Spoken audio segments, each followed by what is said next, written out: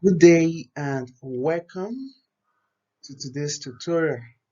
Here we are going to look at the ventricular system of the brain. In this tutorial, our focus will be on understanding what the ventricle is. So I'm going to give you a definition of the ventricle. I'm also going to give you an overview of the anatomy of the ventricular system. And lastly, we are going to look at some physiological importance of the ventricle. Stick with me as we go through. Alright, so let us start with an understanding of what the ventricle is. So we start with our definition. If you've done the anatomy of the cardiovascular system, or probably you've studied the thoracic region of the body. When you hear this word ventricle, your minds run to the heart. Sadly, we are talking about different ventricles here. These ventricles are located in the brain. So what are they? Ventricles are primarily spaces that are located within the brain.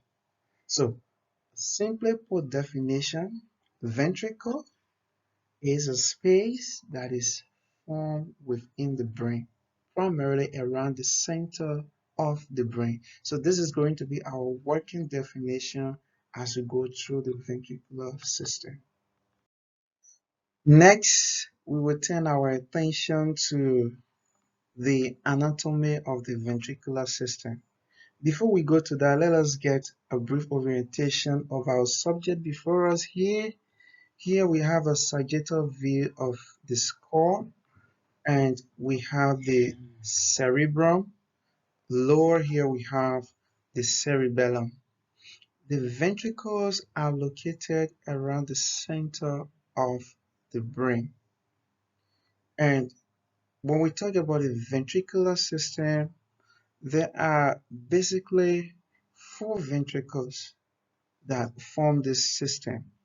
They are one is the lateral ventricle, the one that we're looking at here. So this is the lateral ventricle, and there are about two of them in each cerebral hemisphere. So you have lateral ventricle 1 and 2. In the middle here is the third ventricle. So here we have the third ventricle of the ventricular system. And lastly, more inferior, we have the fourth ventricle. So those are the major ventricles of the ventricular system. However, there are communications or connection between these ventricles. The lateral ventricle communicates with the third ventricle. The third ventricle also communicates with the fourth ventricle. So there is a structure between here that serves as a route or an inlet between the lateral and the third ventricle. This opening here is called the interventricular foramen. Interventricular is formed between two ventricles. That is the lateral ventricles and the third ventricle. Also, between the third ventricle and the fourth ventricle, there is a canal here that serves as connection. What is this canal called? This canal right here, what is it called? This is called the cerebral aqueduct.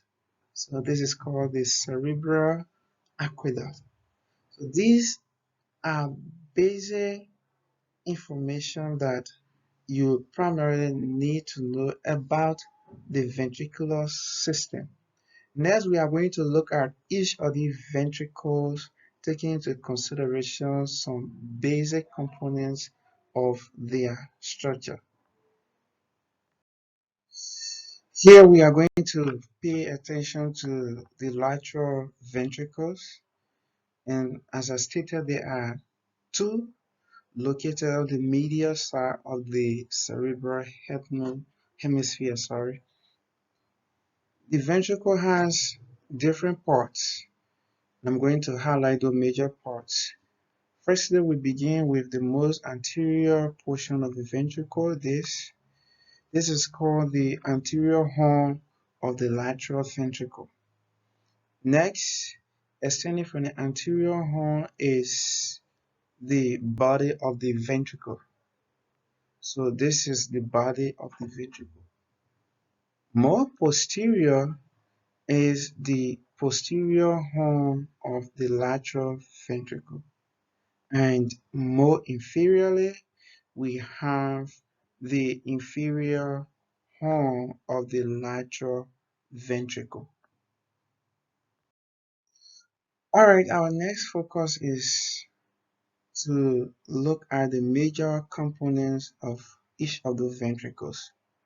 So we are going to begin with the third ventricle. The third ventricle is located in the middle here. This ventricle has a lot of features, but we are going to first begin with the middle structure here. One significant information about this structure is it serves as a connection between the thalamus. So, a recap, the ventricle that we are looking at here, the third ventricle, is a space that is located between the two or the pairs of thalamus that are located in the center of the brain. So, those two thalamus are connected by an interthalamic connection that passes through the third ventricle. This is called the mass intermedia. Also, in the third ventricle, there are spaces called recesses, and these spaces are named based on structures around here that they are relative to. For example, a space that is closer or a recess that is closer to the optic chiasma is known as the optic recess. So let's get into it. The first one here is the space closer to the optic chiasma. This is called the optic or chiasma recess. Just posterior to the optic recess is another recess back here, and this recess extends into the infundibulum of the pituitary gland, and this is called the infundibular recess. So when you look at the back of the third ventricle, there are also recesses that are located here. These recesses are in relation to the pineal gland. So how are we going to refer to the recesses? The one below here will be called the pineal recess. And just superior to it, the recess that is located here is called the suprapineal recess. So these are major spaces that are located within the 10th ventricle that I thought to draw your attention to. Basically, when you're talking about the fourth ventricle, there aren't any real significant structures or features that we have to talk about. Just that the third or the fourth ventricle is continuous with the central canal of the spinal cord. That's one thing to highlight here. And the ventricle as a whole also is continuous with the subarachnoid space. There is a space that hosts cerebrospinal fluid, the brain. Lastly is the function of the ventricle. These ventricles that we have discussed are lined by a group of neural cells that are called neuroglia. The type of neuroglial cells that line the ventricle are called the epidermal cells. These epidermal cells, there are about three types of them. We have the epidermocytes, we have the tanycytes, and we have the choroidal epithelial cell. The choroidal epithelial cells that line the ventricle primarily function in the secretion of cerebrospinal fluid into this ventricle. And the fluid, of course, as I said, will travel through the spaces, going to the subarachnoid space, and then into the superior sagittal sinus before getting incorporated back into the venous system. Those are basic information I thought to share with you concerning the ventricular system of the brain.